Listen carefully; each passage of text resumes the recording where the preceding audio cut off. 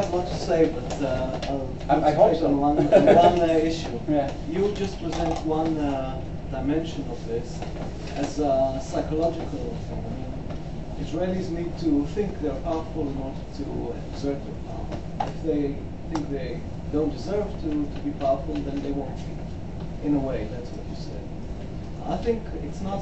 Okay, go ahead, go on. Okay, that's how I understood it. To rephrase it in different words. I'd like to present another view, and that is that Israel did have this kind of yearning for power, but we came to realize that it's not so simple as a small country with a vision seen from the outside world to do what you like. I mean, I think of power, and that's another point I'd like to make, is as not only military power, it's also economic power, it's diplomatic power, etc. Other countries have some visions of how powerful Israel should be. And I think that some of the things that we're seeing is because, especially Europe, think that maybe Israel is too powerful for their imagination of how they see us. So it doesn't matter how strong you want yourself to be, you're still constrained by international situation. And of course there's the morality issue. You're very correct about what you said. The use of military power is limited and you can't do whatever you want. But I think that we need to understand, for example, I'll give one example, is France.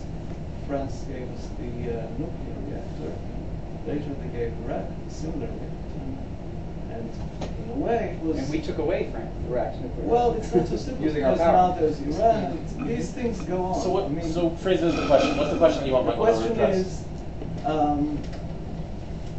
how do you see this in the context of international view?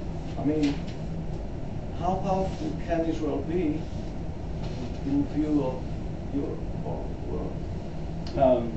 If you look at the ADL statistics, or you listen to remarks by the president of Indonesia, if you read the works of Jimmy Carter or Walter Mearsheimer in the United States, you'll see that the age-old claim reiterated ad nauseum that the Jews have too much power. Control the media. Not just that they have a lot of tanks and planes. That's the tip of Jewish power. And outside of Israel, even outside Even of Israel, Israel, we have too much power. And yet, we have, within our collective recent historic memory, we've had a situation where the people who supposedly wield so much power, a third of those people were stuck in ovens. So where did all that power go? If we have so much power. Yes, in the world, there's a lot of sense that the Jews have too much power, but at the end of the day, we have to ask ourselves, the people, how much power do we need to survive, to ensure our security? This is the big issue here, I think, in Israel, but not only in Israel, in the United States.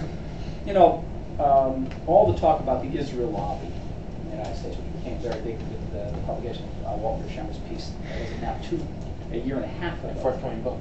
Soon to become a major book. We sell 1 million copies in the fall. And when that paper first came out, I was asked by a lot of people in the press, what do you think about the allegation that there is an Israel lobby? And that question has now morphed in the minds of the American press, and certainly in the foreign media, into the question today is, do you think the Israel lobby has too much power? Now there's such a thing as the Israel lobby. Walter Mearsheimer won that battle. And certain Jews in the United States have been asking, well, maybe we are really exerting too much power in Congress. Maybe we should calm it down a bit. Maybe we don't have to shove it in their face all the time. But there are other voices who come off and say, listen, in the late 1930s and 1940s, the Jewish community kept a low profile. No one wanted to take on Franklin Roosevelt. No one wanted to make too much noise. And look what happened.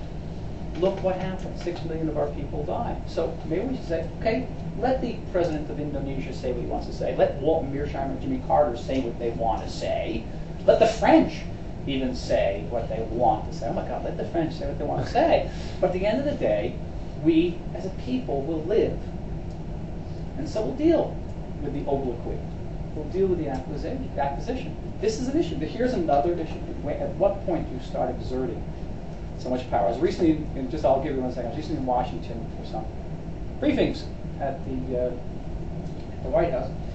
And before going into the White House, I was given a briefing myself from some American Jewish leaders who told me, listen, we're in bad shape because on one hand, the Bush administration is angry at us, American Jewry, for not supporting the Bush administration on Iraq. But on the other hand, Democratic leaders are angry at Israeli leaders for coming out and supporting Bush on Iraq.